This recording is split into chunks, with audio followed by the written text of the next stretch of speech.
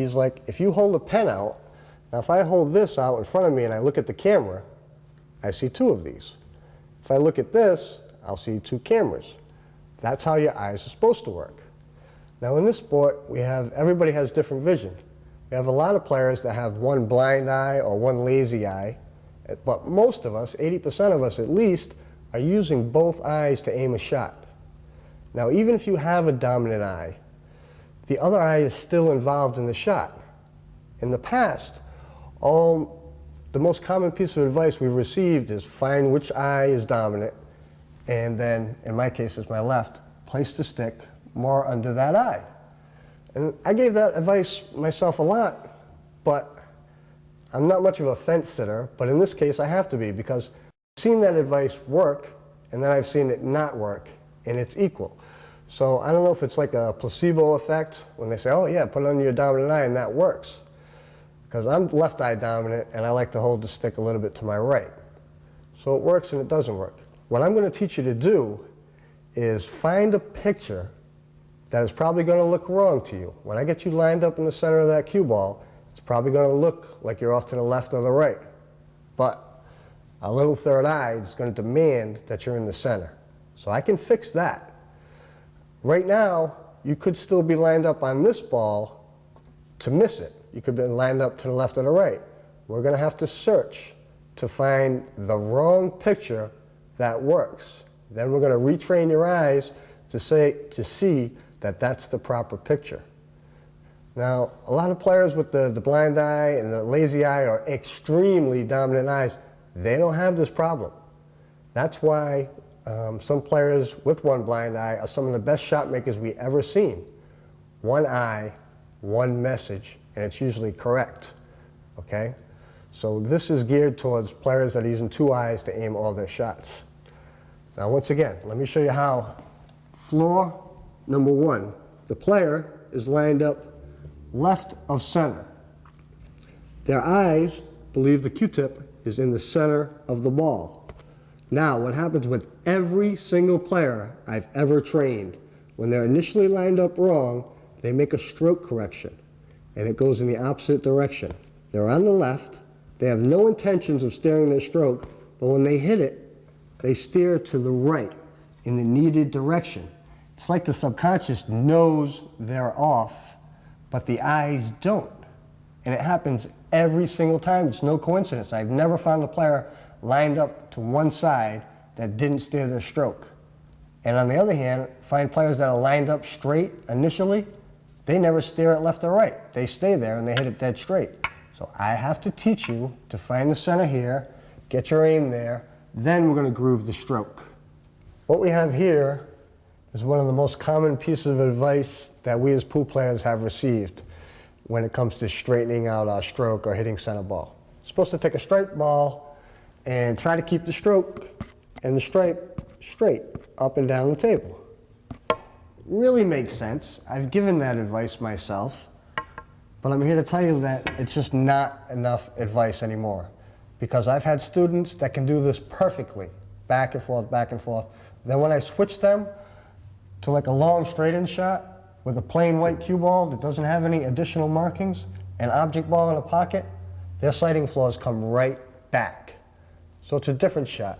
These stripes, they give both eyes a little bit more information as how to find center ball, just like the stroke trainer is going to do. But we want to work with the plain white cue ball and retrain your eyes properly. The first exercise that we're going to do with our little buddy on the stick here is the same one we did with the stripe. Straight up and down the table. But I want you to get used to having this on the end, because in a minute we're going to shoot some shots. Set the tip right up against the cue ball. Try to create the same distance with the arms of the third eye on the sides of the cue ball. Now to many of you, you're in the center of the ball. I know you are, but it may look different. It may look like you're off to the left or the right. This is the new picture you got to get used to. And that's why I want you to have doing this drill. Straight up and down. When you feel like you're going back and forth in the same groove, you can hit a few.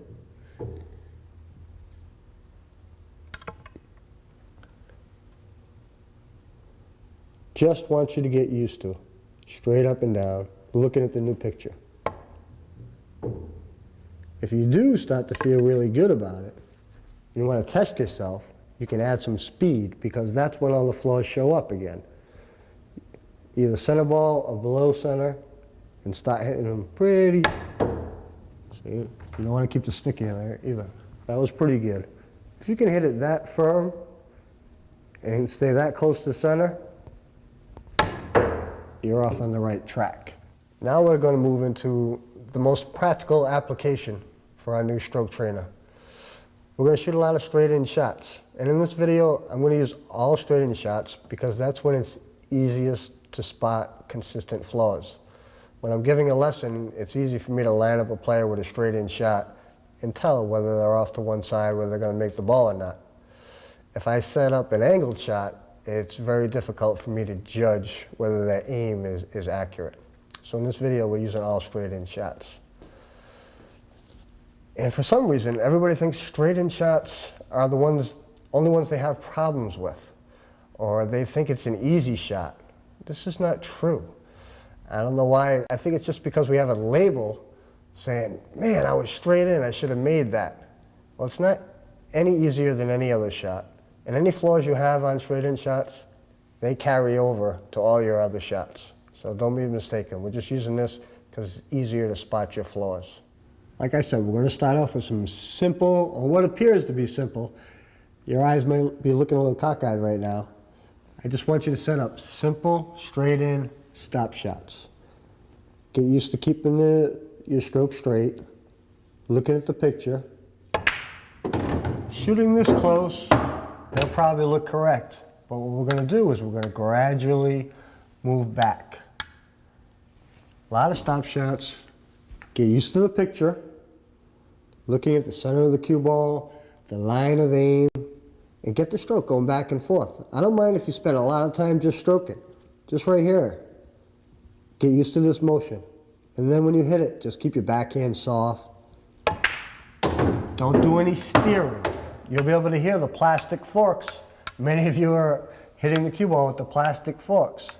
Don't be steering it, even if it looks wrong. Like to me, it always looks like I'm going to cut the two ball to the right point. I'm in the center here, but it looks like I'm cutting it just a little bit.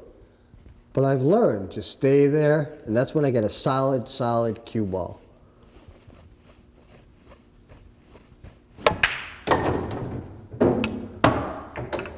You can shoot 5 or 10. I'm just going to shoot a couple more for you. Shoot 5, 10, 20. Keep your backhand soft.